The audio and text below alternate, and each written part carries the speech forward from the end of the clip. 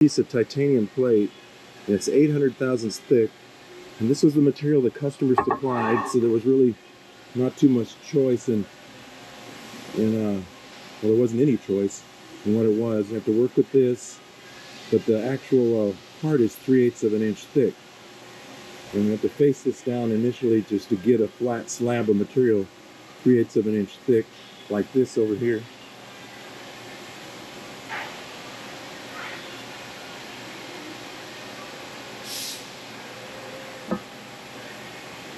I've already faced all but 3 of them, and I'm going to go through the procedure of what I ended up having to do, what I tried and what worked and what didn't work, and my theories on why that's so in this video.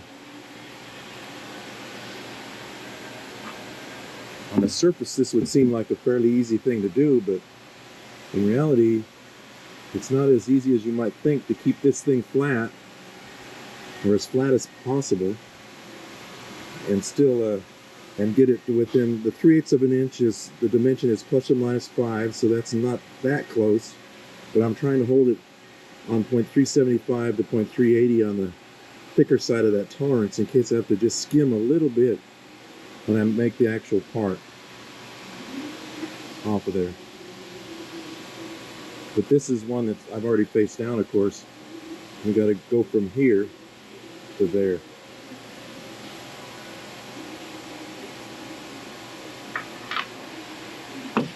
And I want to make a video of machining this titanium plate down to thickness. And my previous 2 videos on making these toe clamps were partially for machining this plate. I also wanted them because I do stuff like this all the time, or similar things, and so I'm not happy with I think the brand of clamp I showed in the previous videos that I didn't like was this Tico brand, which is, I think, what everybody kind of sells that you can buy commercially, aside from maybe Mighty Bite type stuff. And I went through why I think those things are not acceptable to me, and why I designed and made this other clamp. And we might go into a little discussion on how that clamp works, because in the previous videos there was quite a few questions. I think people might not totally, I think most of you probably do, but some don't totally understand how that clamp functions, and what I call the compound screw, clamp screw, or I think there's other names for it, but works, and how the jaw moves, and why I picked the particular geometry of the design of it. So I might go a little bit into that too as well in this video, but I kind of hesitated to make this video on facing this because the machine work itself isn't that interesting, and it's just kind of a boring face cuts that go zigzag across this piece. But the reasoning behind the machine work is maybe more of why I want to make this video and show how this is done, because you run into this quite a bit machining parts. At least I do, the style of machine work I do. And how do you keep something flat when you're facing it like this? Because it is a little bit tricky when you're dealing with these exotic materials like this, or stainless steel, or Inconel, or something like that. On aluminum, you can pretty much just face it down and it doesn't warp too much. But these materials, because of the way the cutting tool actually cuts them, tend to warp, because the tool is actually not cutting perfectly, if you will. It's actually pushing some metal ahead of it. In an ideal world, that when that insert goes through the stock, it would cut it cleanly, but it doesn't actually do that. It actually is deforming metal into the surface and into the cut as it cuts. And this expands the surface of the material, and it causes it to bow into the cutter, if you will. And so you got to take steps to reduce this. You can't really eliminate it, but you can reduce it if you do things a certain way. And we're going to talk about that a little bit more in this video. I know this video isn't going to be like the video for everybody that gets 1 million views or anything like that, but my channel's not really totally about getting views on videos. I want to show things that might help people out, and my reasoning behind the way I do them. Because some of these videos I've had in the past, like the video I made on machining a 2,000 pound piece of stock into a 250 pound part, I think it was. Everybody talks about that being such a waste of material, but the general nature of doing machine work is removing material off a piece of stock. So this is the way you're going to do it. You're going to waste material, no way around it. It's not like 3D printing or additive machining where you're adding material, you're taking it away, and it's going to be wasteful. All machining operations waste material. And there was numerous comments on that video about how you know, why'd you go with such a big piece of stock and everything. And the fact is that you had to do that because the end of the part was that big in diameter. So there's no way around it. If the customer wants it out of one piece of stock, you got to use that, and you got to waste the material to get it down to there. But I know most of you guys that understand machining, which is mostly who watch my videos normally, unless I get a video that gets 1 million or more views, and then there's the general public, and they don't understand.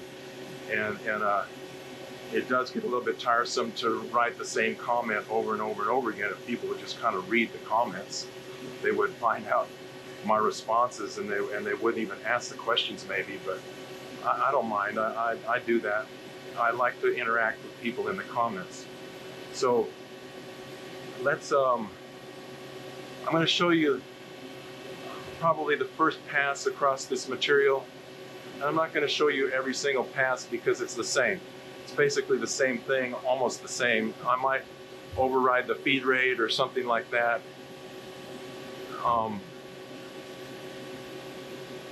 At times when I do the final cuts, I override the feed rate slower, but other than that, the tool path is identical for all of the passes across this piece of material. So there's really no point in showing you every single pass because there's going to be quite a few of them, because I'm going to, in essence, only take about 30 thousandths per pass. And I've determined that based on, I've already machined almost all of these parts. There's only like 3 of them left to machine as far as this material goes. And I've tried various different depths of cuts and feed rates and everything, and the wear on the inserts and everything like that. And I've determined this is the best way to go, even though it takes quite a bit of time to do this. It probably takes like 5 hours to machine each one of these plates down to that thickness, being as it's titanium and everything. And you can only run about 200 surface footage on the tool. But it just takes that amount of time. You can do it, I can do it faster, take deeper depths to cut, but it warps the plate excessively, and I don't want to get into that situation where you're getting down into the close to the thickness with the plates not flat and you're fighting that. I did that on a few of them, experimenting with depths to cut, and believe me, I don't want to screw up one of these pieces of material because it's not my material, and I imagine it's kind of expensive material being the titanium that it is. So let me show you the first pass across this. Well, first I'll show you how I set the offsets on the machine and how I clamp the part, and you'll kind of begin to understand why I made these special clamps, these ones here,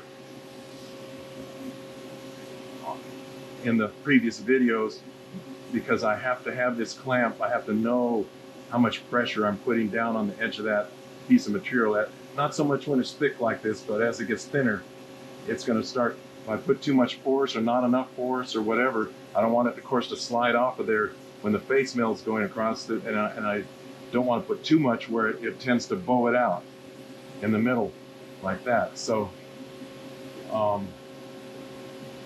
that's part of the reason I made those, and also I wanted to have a good set of those clamps. Anyway, so let's get to the first cut across this and see what that looks like, and then I'll take the subsequent passes, and I won't show you those necessarily unless I have a reason to, but I'll show you what happens when I release the plate from those clamps, or you know, clamp down, and how it moves. This is the important thing, and what I do with the inserts on that cutter, and how many passes I've determined I can take before those inserts get too dull. Because if the inserts get too dull, they tend to push more material into the face of the material and expand the face, and it causes the part to bow, so you can't let the inserts also get too dull. And this all comes down to the proper feed rate and speed of the cutter, feed rate, and how dull the inserts get, how far you can go, and how many passes you can take with one point of inserts. Here we are in the machine, and here's the setup, which is just the tombstone pallet base piece mounted on the tombstone, so I can use the T-slots with these clamps I made in a previous video. And you'll see why this is absolutely necessary. I have a clamp that functions in the proper way. And I put gloves on because I'm not really going to deburr these as I go. I've machined the clearance on this bar behind here so that the burr can go back and behind there, and the clamps are up off the table so the burr won't bother them. Now this piece of stock happens to have one good milled edge on it, which I'm going to always keep down against the bar here, because the clamps can handle this, any variation in this. I don't know if you can see that. It's a saw cut edge on that edge, and this has been milled. So we're going to start.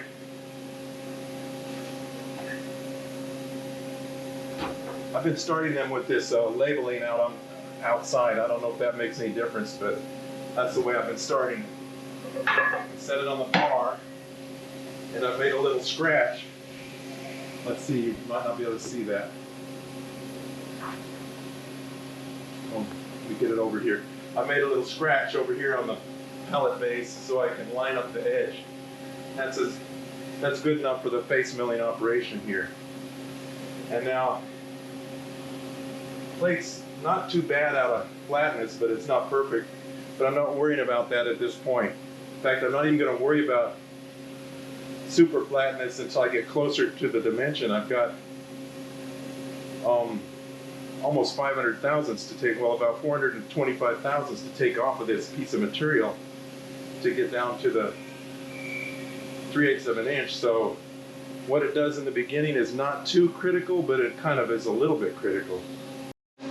Okay, this is a little bit hard to get good video of. I'm going to loosen this clamp back off so you can kind of see what I'm dealing with here. So here's the piece of plate. I'm pushing it up against the pallet base at the bottom and against it here, but you can kind of, I don't know if you can see that gap. I can shove it in so I can actually flex this thing a little bit. And the clamps will actually pull this side up against there pretty good. So I tighten these up. And they don't have to be excessively tight. There's not a whole lot of force being put on this the way I'm machining it. I'm going to talk about that a little bit too, because that's turned out to be fairly critical on the way that happens. And over here, like I said, I've lined up my scratch mark on the corner of the part. And that's good enough because there's a little bit of clearance on the face mill coming in here, and then it does a zigzag path across here. Now, I'm going to just make sure these are all snug. And to begin with, this isn't really that critical because the plate's going to warp as we machine it. And I'll explain. In fact, I'm not even going to tap it down or do anything right at the moment. The first time I put it on, and maybe, I don't know, the first few times I flip it over, because I'm going to flip it over every pass. Every pass I make on this face, I'm going to flip the plate and clamp it back down. And it's going to warp, and you'll see what I mean. I'll show you. I'll try to show you as it's machined. I'm not going to show you all these passes of machining it because it's all the same thing. It's exactly the same tool path. The tool path is going to start over here, and it's just going to zigzag back and forth across here. Now, I deliberately chose the face mill I have here for a reason. I'm going to show you that in a second, but I wanted to make 4 passes only across this. So I want to go over here, come back, and go back over here and come back this way. I want to finish with the tool cutting into the edge on both long sides so that it doesn't throw up any more burr than it has to throw up. A face mill, if you're just cutting straight across, like say you were cutting right across here and it's going this way, it's going to throw up a pretty good burr out on the edge of the material, and I want to kind of minimize that as much as possible.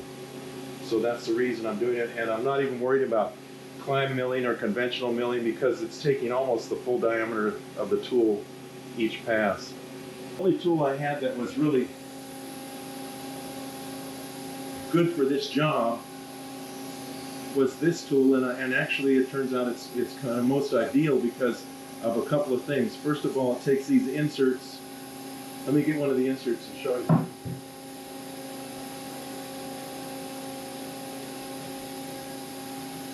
All right, this is one of the worn inserts, but these inserts have 5 cutting tips on this side and 5 on the other, so you could flip them over, and this gives me 10 cutting tips on each insert.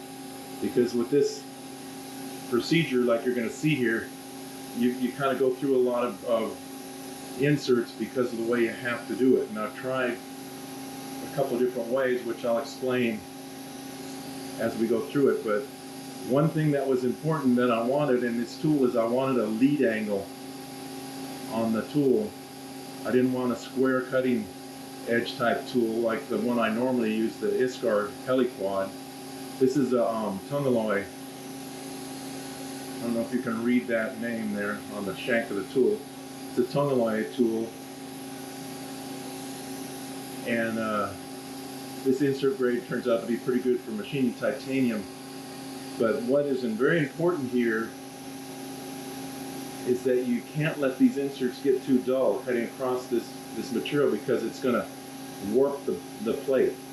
It's what happens when you cut across something. Well, I'll explain this in a little more detail. Maybe draw a few sketches so we can understand this. At least this is my theory, and I think it's pretty good because of what I've seen happening with the machine, with a piece of material. But the main thing is I wanted this lead angle on the tool, because this tends to press the part into the fixture as it's cutting down the part. Possibly a round insert would even work better, but I didn't have a tool this diameter that holds a round insert, or I may have tried that, but you could end up with some shattering problems with a round insert because of the really excessive lead angle a round insert would have. A very steep lead angle, if you will, and that causes more pressure downward, which could cause vibration, because sometimes this plate isn't going to be sitting flat against this the tombstone fixture thing here at times, and you'll see what I mean about that. And this tool here, this insert has a 30 thousandths radius on it with this is a you know, 5-sided insert, so I don't know what the angle is. It's something around 15-degree lead angle or whatever. I don't know what angle they have the insert setting at in the folder, but let's just say it's got about a 15-degree lead angle thereabouts, something like that. And this seems to be working pretty good. I'm not having any trouble with shatter or anything like that. So let's take a cut across the face, and then I'll unclamp the part and I'll show you what's going on here, because and what I've determined the depth of cut I can take and the feed rate to accomplish this task. Now, I've written this down. I got it stuck with a magnet up here, and I've determined that this is my starting point. I don't know if you can read that. Minus 29.534. And this is my target point where I know the plate's the right thickness when I do my last facing cuts at that point. So I've got to enter this number in to start with on each piece. And then I'm going to incrementally add a minus whatever amount to eventually reach at this finish point when I make the last facing cuts on the piece of material. Let's enter in that number right here. We're using G54. Here's our fixture offset. We're going to, down here on the screen, we're going to, this is number 43. You can read that. I put it in the absolute entry mode, so 43, and I'm going to enter in minus 29 point, what did I say, 534 up here. This is where I want to start my first pass at.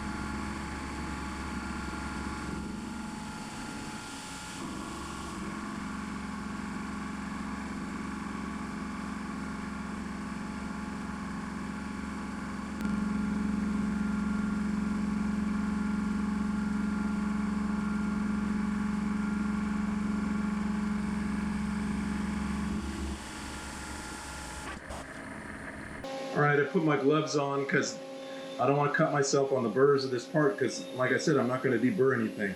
But first I'm going to start over here and I'm just going to start loosening this one. Back it off all the way. And this one. The reason I blew these off is if you stick that Allen wrench into that set screw with a bunch of coolant in there, it squirts you back in the face with coolant. So just easier to... Now you might see the plate move a little bit, particularly when I loosen this last one off. Oh, you see, I don't know, well, I kind of pulled it away, but you see how see how it's bowing away from the fixture here? And that was just with one cut across the face there. Now, oddly enough, when I cut the other side, it'll kind of tend to bow it back and it'll be flatter after this cut on the second side. So I'm not, at this point, I'm not worried too much about how much bow is in the plate because I got quite a ways to go and it's gonna do this back and forth. So what I gotta do is take this off here and I'm gonna flip it around. I don't normally do it this way but I'm doing it for the camera, so kind of awkward. And I'll set it back on here. And then I'm going to line up my little scribe line over here, like I said before, on this end. And I'm going to clamp it down. But now, see, it's kind of wobbling on the... I don't know if you can see that in the video, if it's that clear, but there's, I don't know, probably about 20 or 30 thousandths gaps on the ends here. So what I'm going to do is I'm not going to... At this point, I'm not going to be hammering things down because I want to let it relieve the stress. So I'm going to kind of press it in the middle here, down against there, and I'm just going to let the ends do whatever they want.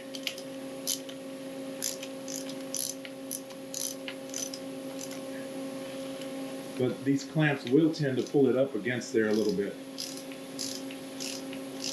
But at this point, it's not really critical to worry too much about that. When you get closer to the end, and you got to take steps to minimize that by the way you're actually running the program, the feed rate and such. Okay, I'm tightening these up, not like super tight, but fairly tight. So that's the first pass on the one side, and I'll take the pass on the other side, and then we'll see what happens. We're looking at the control here, and as far as the control goes, I'm going to go over to the tool setup. I'm going to go down to 43, the offset 43, or the Z on G54, if you will. Down here at the bottom of the screen, I'm going to enter, I have it in the increment, no I don't. First I got to put it in the incremental mode. Enter an I, and this shifts over to incremental up here. If you can see that up at the top, right here. And then I'm going to then again enter 43 down here, and we're going to go minus 0.030. We're going to take 30 thousandths more. That should go to 564.564 on that number there. And I'm going to run that. And here we are after the second pass. Remember, I flipped the plate over. I'm going to loosen the clamps, and we're going to see what happens. And I would suspect that this is not going to bow back as much as it did the first pass, because what we actually did was balance the stress we put in the material. So here's the last clamp.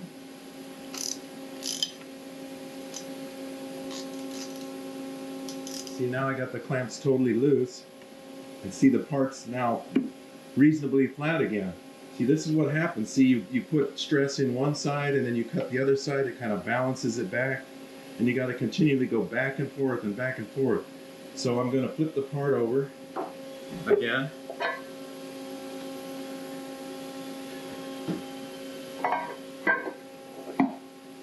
Like I say, at this point, I'm not worrying too much about being ultra careful with cleanliness and everything. I'm not even wiping the coolant off or anything like that, because it's not critical. I got so far to go, there's really no point. It just takes a lot more time, so I only worry about that on the last, 3 or 4 passes or so.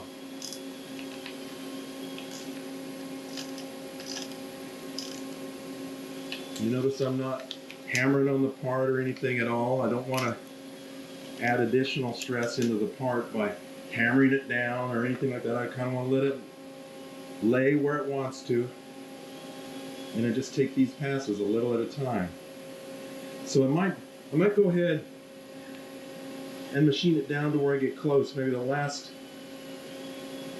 2 roughing passes and the 2 finish passes, and come back and show you it then, because this is pretty much all the same, just going back and forth with the part over and over again. And it takes time, but I've found that if I try to rush this whole deal, I just run into trouble, and then I'm having to catch back up to the flatness.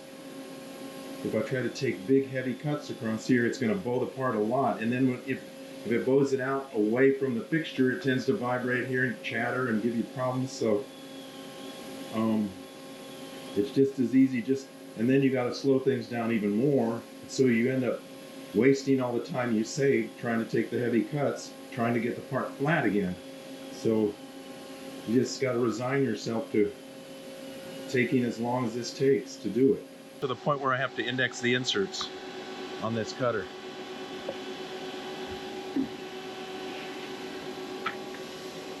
What I've started to do is put this piece of plywood over that drum, because if I drop a screw, I'm never going to find it in those shavings.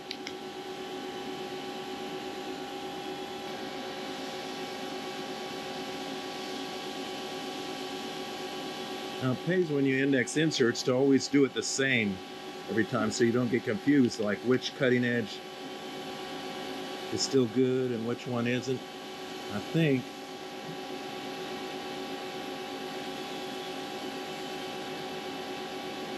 actually, now that I'm looking at these inserts, I think I've used all the points on them. I gotta use new inserts. Let me start over here a little bit. Okay, we need 7 of them.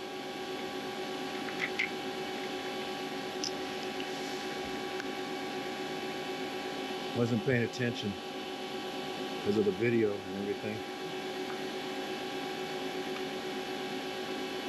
But even still,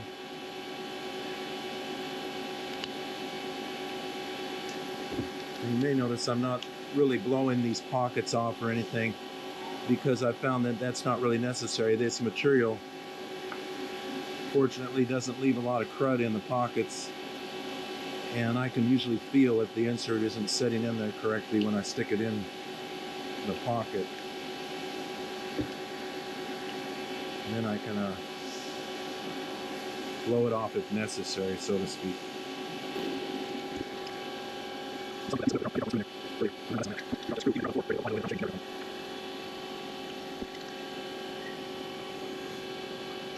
I built this thing down here. Well, you can't really see this this thing down here a long time ago to put tools in. It's kind of just a very simple piece of aluminum I bolted to the bench, and I machined the top part of this Cat 50 taper into it, which right here, and so it holds the tool nice and secure. It fits nice and snug in there, and it doesn't wobble around on you. And this has been a very useful thing for indexing inserts on cutters like this, because the cutter is held good. You know, I can push on it pretty hard here, and it doesn't. See how it doesn't? Well, you probably can't see how hard I'm pushing, but I'm pushing really hard on here, and it doesn't rotate or move. This has been a handy little thing. It's just I had this aluminum disc, and I machined this. I just milled it in there with a surfacing type milling cycle, and I cut a notch in it so that it lines up on the edge of the bench, and then I put 2 screws to bolt it on there, and this has been like one of the most handiest things I've ever done as far as this goes. So that goes back in, and then we set the offset down another 30, and we run another pass. The third pass, this is the third pass on a set of inserts on this part, and I want to see what happens when I loosen the clamps here. I fully expect this to bow out toward me after I loosen these. Let's see what happens.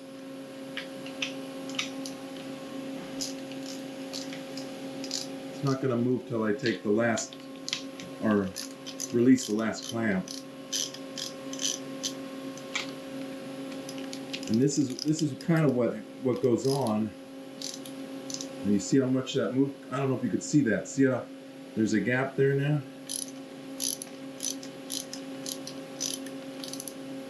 That's because the third pass of the inserts are dull, or duller, I should say. They're not totally dull, but they're dull enough to expand that metal, and when you expand this side of the part, it bows it out this direction.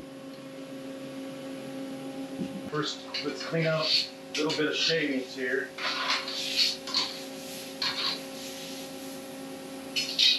I pretty much do this on every pass, because these kind of shavings clog up those chip augers, and it'll probably pull them through, but then I might have trouble, and I don't want to mess with that. So I've just been taking them out and throwing them in the drum, as you saw earlier in the video, the side where I was indexing inserts is around 100 thousandths before it's finished to thickness, a little bit less than that. It's around 470 thousandths thick right at the moment. So I'm going to take 2 more roughing passes on this face, well, actually the other face after we flip the part in this face, and then we're going to take 2 finish cuts to bring us down to hopefully somewhere around in there, around somewhere between 375 and 380 on the part. So this might still bow a little bit here when I loosen it, because I took 3 passes, and at 3 passes the third pass the insert's kind of dull, and it tends to bow the part a little bit. But now what we're going to do is we're going to take a pass on this side and a pass on the other side. Well, a pass on the other side first when I flip it, and a pass on this side, and we're going to do it at a slower feed rate on these 2 passes, these 2 roughing passes. So and that should have less effect on the bowing of the part. And then we're going to take 2 finish passes as well on each face, and we're going to even slow the feed rate down even more for the finish passes. See it sprung away from the fixture. You can probably see that, but I'm not overly worried about that even still. Now what we're going to do is we're going to, oh, by the way, this is the next day. I started this business towards the end of the day, and I couldn't quite finish this part, so I left at least a couple of roughing passes for the next day. I didn't want to get down too close to the finished passes, you know, after the machine set overnight and everything. So now I'm going to be a little bit more careful about being clean.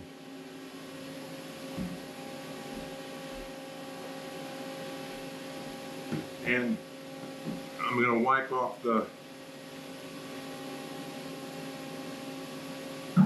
anything. I'm even going to sort of lightly run this stone across here to make sure. Sometimes shavings get in between the part and get kind of embedded into this aluminum. Finish that first roughing pass across there.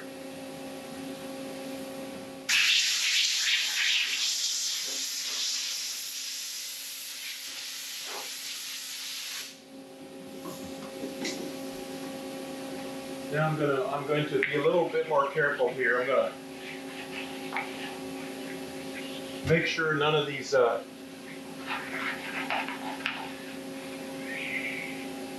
shavings or anything is sticking out above the part.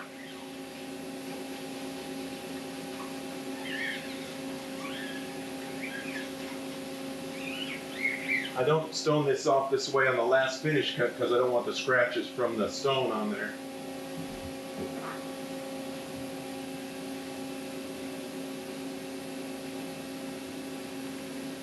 Let's loosen the clamps.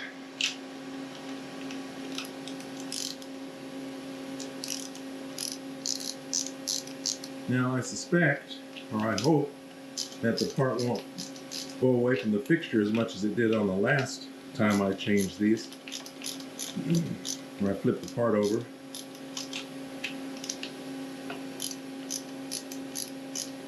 Okay, see, it didn't really spring out hardly at all.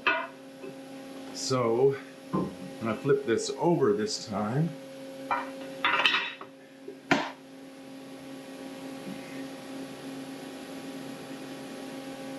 it's actually bowing out in the middle, which is good because now the clamps will hold it down.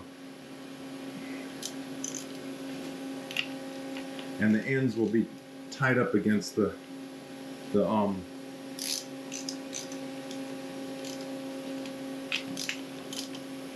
fixture plate when I tap it down, because I'm going to tap it down with the hammer again on this side.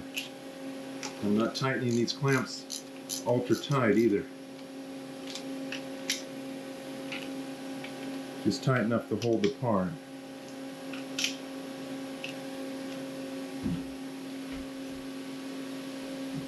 Now we'll tap it down.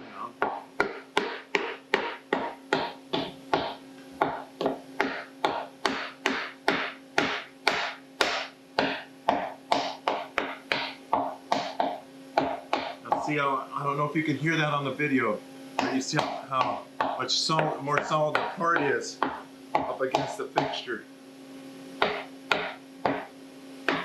This is important. There's no gaps.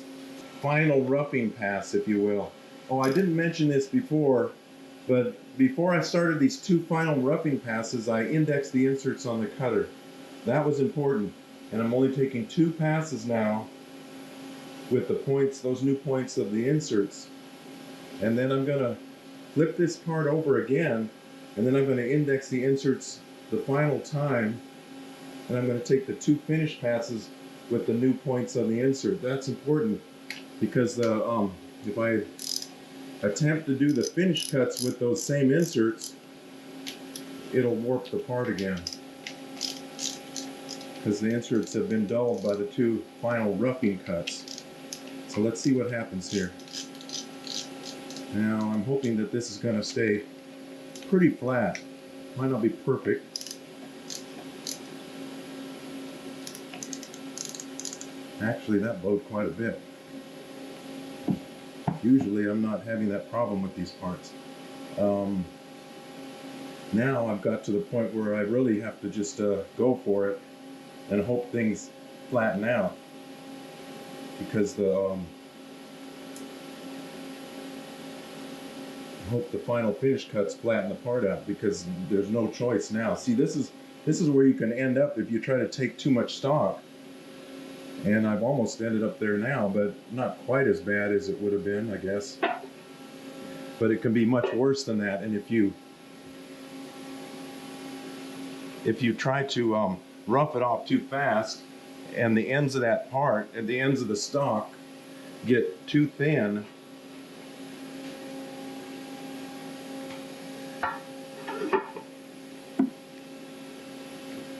then you end up like this. Now I'm going to be taking 15 thousandths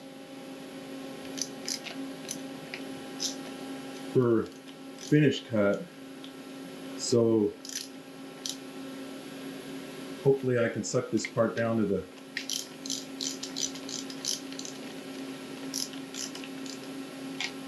fixture good enough.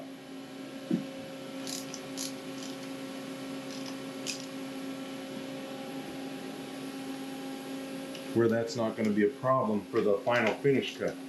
And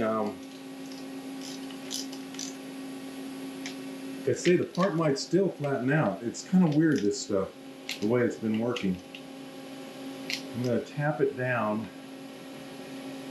It's not totally up against the fixture right out at these ends, but it's not staying up too much to clean up, if that makes any sense. Maybe about 5 thousandths or so. You might say, well, why not just take it down and not worry? But what happens is if you get the plate too bowed, and on one of these facing cuts it's setting out a long ways away from the fixture here, and you start cutting it off, and the ends of the part get too thin, and then when you flip it back and forth, you can't clean it up. And one of the parts I came close to that happening, because I was experimenting, taking like eighth of an inch depth of cuts across the part, and you just can't really do that and maintain any kind of flatness. The part, after it's finished machine, won't be perfectly straight probably. I'm trying to get it as parallel as possible in the thickness, but as it sets relaxed, it might not be like straight within 5 thousandths of an inch or something, but the tolerance on the drawing is 20 thousandths flatness, if you will, or bow. And also there's more material coming off of these faces for the final finished part in certain areas. So my main drive here was to get the part out of the middle of the stock to where there's the minimum amount of stress in the material from the manufacturing point. And that way, hopefully, when I take the part down to its final thickness in the middle areas, some of these areas it gets cut down to a 1/4 inch thick, that it won't bow as much when I do that. Now, I'm almost expecting to have to straighten these parts a little bit after machine work, because this is just the way this goes sometimes. You try to hold it as flat as possible and then straighten it a little bit after machining it. And I may end up having to do that with these. With titanium in particular, and parts like this out of titanium, that happens. So what I'm going to do is tap this down, make sure it's up against the fixture. I don't know if you can hear that. It's not really 100% up against the fixture out here. You can hear the difference. So there's a little bit of a gap. And this, if that got excessive, of course, it could cause chatter problems, but I'm not having that problem, fortunately, with this cutter. Now we've taken that first finish cut on that face, and if you remember, the part wasn't setting perfectly down flat like I would like it. Sometimes these parts vary. I've been doing this on all the other ones, and I hadn't really had this issue at the very end, but it won't totally mess the part up if it's not perfectly flat really at this point. Just so long as I can keep it parallel.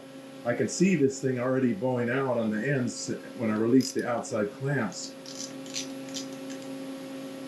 And at this point, if that's the way it's going to go, that's better, because when I flip this over on the fixture, I'm gonna take the stone on this a little bit here just to make sure there's nothing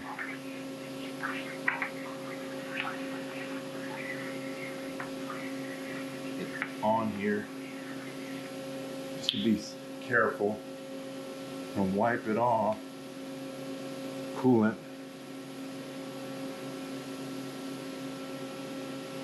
A little bit awkward. I don't normally do it like this because the camera's here. I'm kind of doing this. Now I'm even going to make sure I don't have anything on this face, like little shavings or anything, because this is the last finish cut. Now, see, it's still kind of bowed, this particular part. This could still flatten out some after the last finish cut, we'll see. But if I was going to have any bow at all, I would prefer that it did it like this part did it, because now when I take my finish cut out of here at the ends, it will be up against the fixture. And I am going to tap this down with the hammer. I'm going to snug these clamps up, not very tight.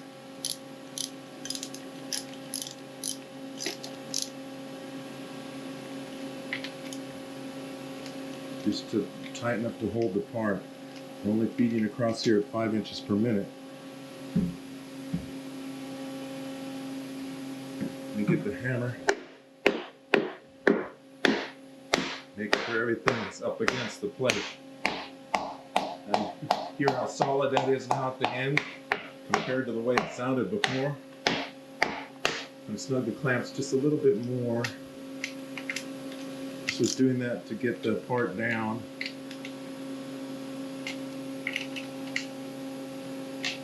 I'm going to tap it a little.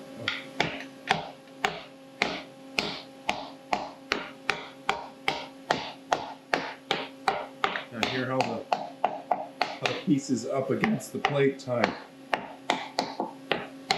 Remember how it sounded out here? Now hear how it's up there. This is often the way you can tell if something's not down against the fixture, the way it sounds. So let's see what happens when this final finish cut happens. It might straighten it out even yet, because we're going to take a little bit more stock off here. We'll see. We lucked out and this thing came out reasonably flat. Of course, the one part I would choose to film the YouTube video on would act up on me this way. All the rest of them by this point were pretty darn flat. Let's see, maybe we get lucky here. It could stay flat. It didn't do too bad. Still a little bit bowed.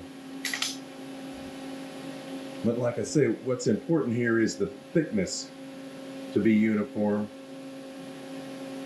more than the absolute flatness, because it won't stay flat probably when I do the final machine work. I could say the one part that I filmed for the YouTube video, the rest of them were flat, better than this by this point. Every piece of stock is different. Got to remember that when you're doing machine work. Let me get this on the bench over here and let's see what the thickness did. That's really the most important part of this. Position this so I can actually measure this and you might be able to see it. Okay, that's 379. It's right at 380 there. That's good.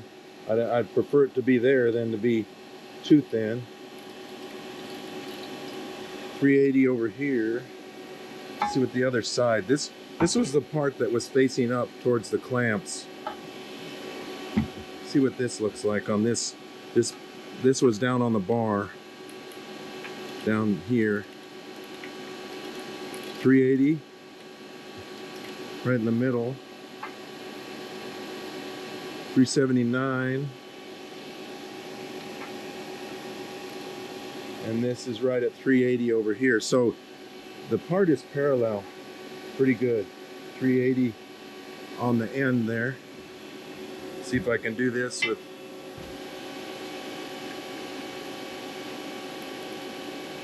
380 right on the end there. So that's actually perfect on the thickness. That's exactly where I wanted it to be, and it's actually parallel within 1/1000th of an inch.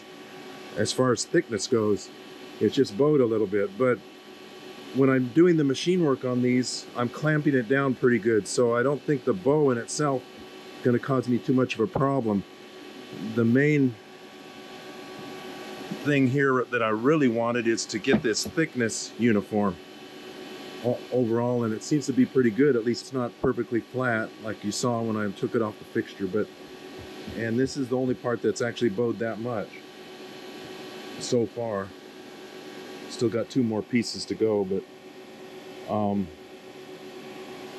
try not to cut myself on these burrs. So the other ones stayed flatter. This one gave me a little bit more trouble on this flatness, if you will, of the part.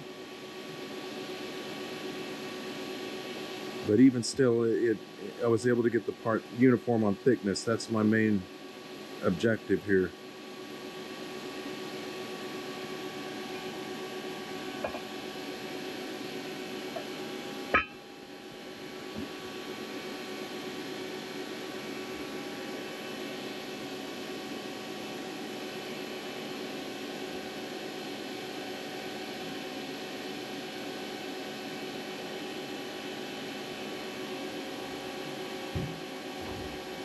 And here we are at the next part.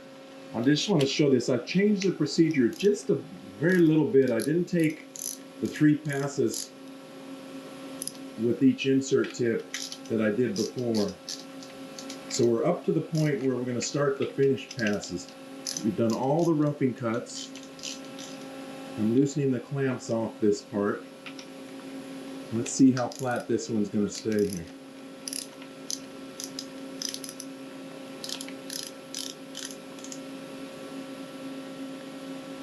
I backed all the clamps off. This is like hardly, just a little, very little. It's hardly bowed at all. So what I'm going to do is I'll wipe all this off.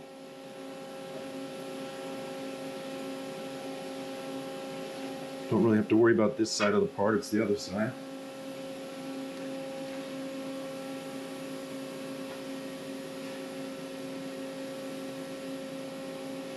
And as before, I kind of lightly stoned this side of the part. I see the part is pretty darn flat now. I mean, it's looking about the same, even though it's on the other side of the fixture.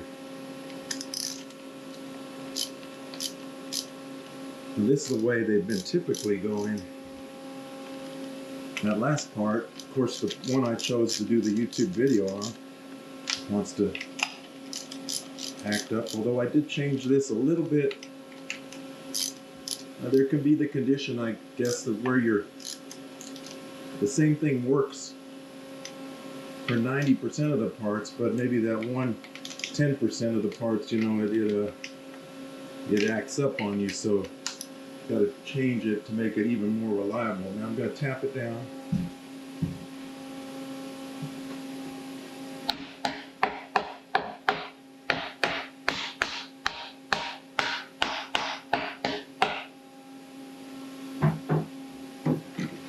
Oop. Gotta be in the machine before you walk forward. Okay, and then I'm going to snug the clamps just a hair more. I tighten them just enough to tap it down. Now I'm going to index the inserts for the final time. and cut my 2 finish passes at the slower feed rate. Oh, also on the 2 last roughing passes, not only did I index the inserts so that I had fresh inserts on them, but I also didn't slow the feed rate down like I did on the part in the video. I slowed it down to 7 inches per minute. I left it run at 10 inches per minute with fresh inserts. We're at the end of the next part, and just to show that what I'm talking about works, the last part, I don't know, there's just something weird happened with it.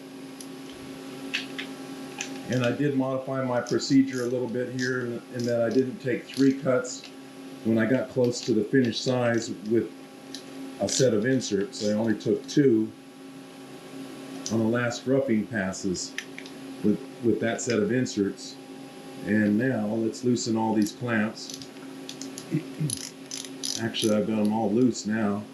You can see the part, it didn't even pop away from the fixture at all, except for a coolant behind it right now.